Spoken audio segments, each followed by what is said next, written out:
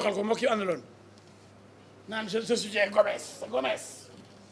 au Niger j'ai soutenu xaw ma ban candidat gisuma ko muy jéem a raatale pour ànd ak bande yooyu taal Sénégal taal Afrique taal Mali Sonko c'est un terroriste et il est l'élément des djihadistes faut am pétrole attention Sénégalais yi Sonko mooy mercenaire bi nga xam ne moom la gars yi yaakaar pour taal Sénégal pour dugg Sénégal nangu suñu pétrole bi bàyyi leen ci xel Sonko sàcc na suufu Sénégal bi mu nekkee impôt domaine léegi suuf amatul xel mi yëpp ci pétrole bi la ko teg barki alxuraan Sonko a écrit un livre sur le pétrole du damay fen Sonko a écrit un livre sur le pétrole man jomb naa fen kenn du damay fen man jomb naa fen Sonko yéen déggulee wolof je pose une question dama ne damay fen wala déet kon xam ngeen fenuma ku dégg wolof nag baxal naa la man wolof dama dégg wolof dama ni damay fen wala loolu kay nee ma man damay fen dama posé benn question et je réponds à la question ku xamul nag wala nga ànd ak Sonko mën nga jéem a dénaturer mes pro dama ni ndax damay fen Sonko a écrit un livre sur le pétrole ndax damay fen loolu lu jar les rey mais dama ne damay fen man mi vous savez très bien non ku dégg wolof baal naa la mais dama ni ku nekk naa fekk it baal naa la ku nekk envoyé de Sonko it baal naa la mais dama ni ndax Sonko bind na benn livre sur le pétrole ndax damay fen wala déet ñëpp xam ne bind na livre sur le pétrole ti jàngul pétrole dara impôt et domaine la jàng droit dem ENAM dem def impôt et domaine fu jàngee pétrole yow doo ingénieur pétrole yow liggéeyoo ci benn service buy def pétrole mais parce que mercenaire nga damay fen wala déet bind na livre sur le pétrole wala déet damay fen wala déet loolu nag ku jéem a dénaturer damay wax naa fekk nga seetaane nga billaay ku jéem a xool nee na nag bëgg ko ni ñu demoon bëlee bopp yi rek naa fekk nga seetaane barke alxuraan ndax moo ne ndax bind livre sur le pétrole ndax damay fen mu mel man damay fen mais xool ma façon interprétation yooyu rek mais Sénégal mu metti réew mi nu ñu koy defaree mais li ma wax dafa leer dama leen posé benn question ndax damay fen ñu foog ne man damay fen am bon yëpp day dof yi ko foog donc ñooñu laa bëgg a arrêté dès maintenant ndax naa fekk da mën a yàqal parce que boo dee ndax bind livre sur le pétrole ne ndax damay fen mooy dama ne est-ce qu'il a écrit un livre sur le pétrole ou pas est-ce que je mens ou pas waaye loolu lu ci ree en français je traduis en français Sonko a écrit un livre sur le pétrole est-ce que je mens ou pas ku déggu olof rek dama jàng olof mais da ngay corriger El Hadj Diouf man déggu benn langue lu olof lu leer nañ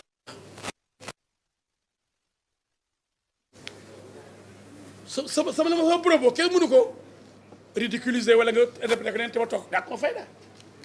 est-ce que Sonko a écrit un livre sur le pétrole ndax damay fen mais est-ce que ça n'a même pas de sens de dire que moi je mens je dis est-ce que je mens ou pas est-ce qu'il a écrit un livre sur le pétrole mais lu jéeree loolu mel ni man damay fen c'est-à-dire que vraiment Sénégal moo metti ce pays-là il est difficile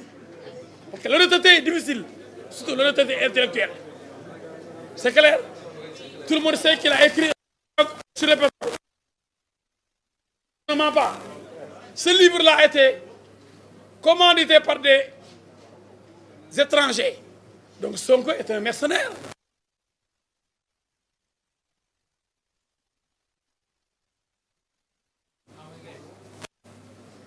non il y a les djihadistes il y a les Américains il y a les Soviétiques lui il aime l'argent il mange dans tous les ateliers il est partout Sonko finalement il demande des cotisations Nemmeeku Tour cotisation à Ziguinchor il aime l'argent et il est fainéant Sénégal yi bu leen wax ne man dama bañ Sonko bañu ma ko de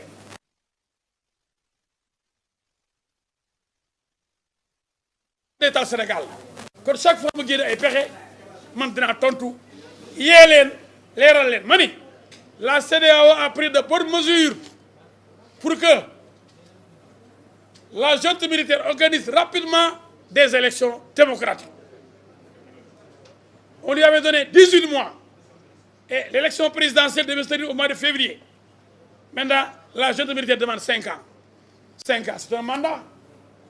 Et ceux qui manifestent là veulent qu'on laisse les militaires là faire ce qu'ils veulent. Donc, vous serez la CEDEAO. et ses textes loolu rek la. Je voulais parler de ça sur la situation internationale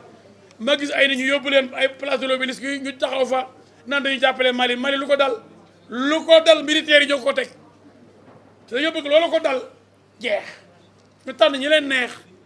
militaires yi bu ñu bëggee dañ def candidat ATT demoon na ba ñëwaat ne candidat ñu wóolu ko fal ko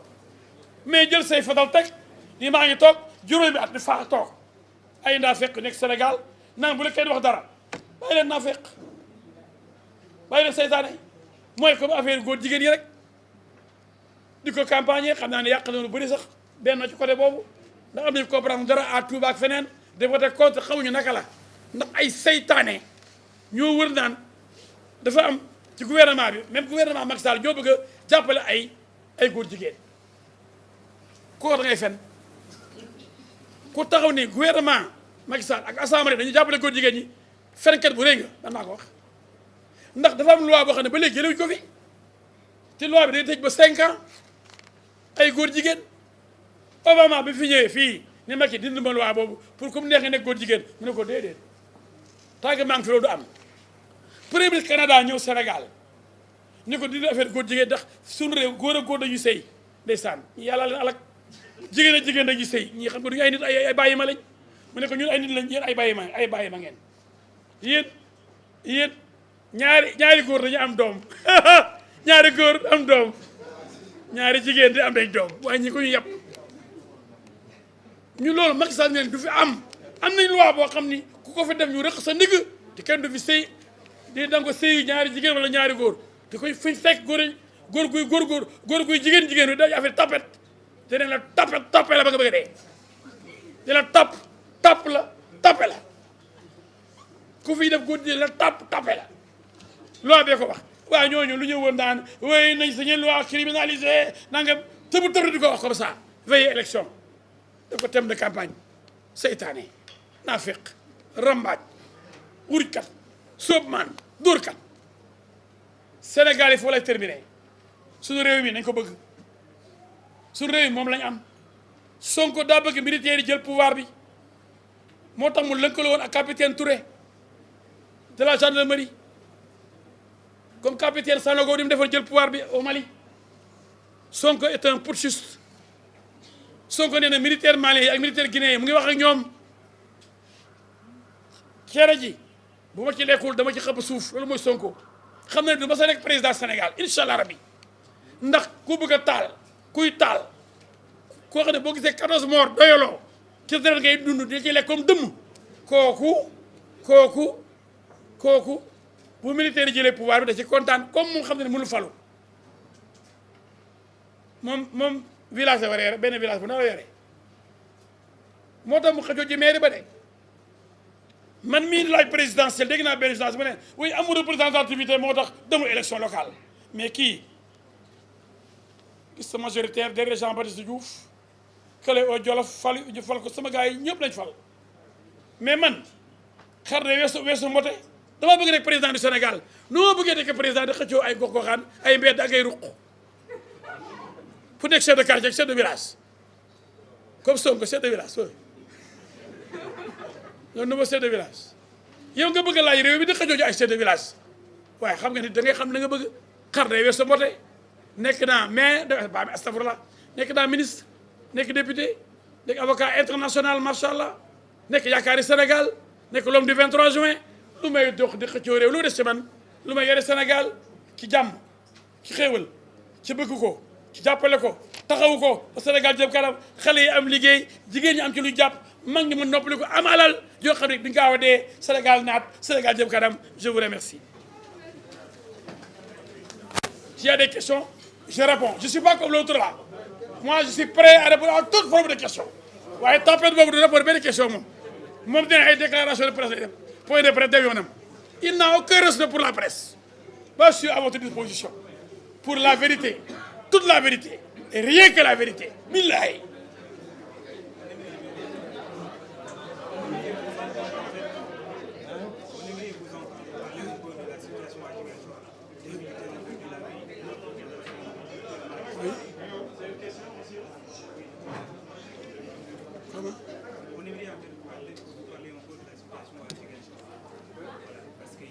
Prenez le micro, prenez le micro.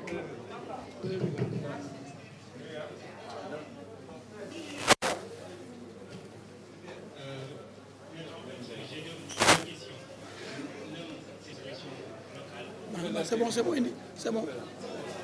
pouvez vous présenter.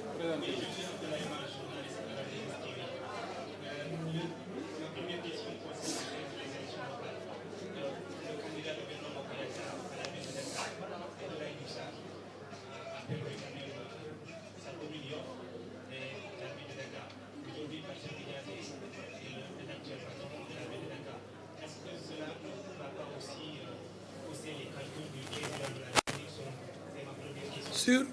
par rapport au prochain poste de Premier ministre. C'est ma première question. La deuxième question aujourd'hui, c'était même la cérémonie, je pense que c'était aujourd'hui, on a permis que les militaires. Et le trafic de bois à Ziguinchor, selon vous, va régler ce problème à Ziguinchor. Donc, quand même, vraiment, surpasser ce qui se passe actuellement, qui est le trafic de bois. Voilà mes questions.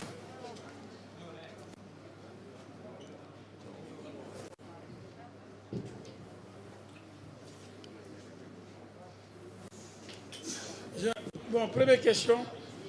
Il appartient au chef de l'État, président de la République, de nommer un Premier ministre au Sénégal. Ça ne peut pas dépendre, je crois, des résultats des élections à Dakar. Parce que Dakar n'a pas été gagné par le président aux dernières élections territoriales de 2014. Sa coalition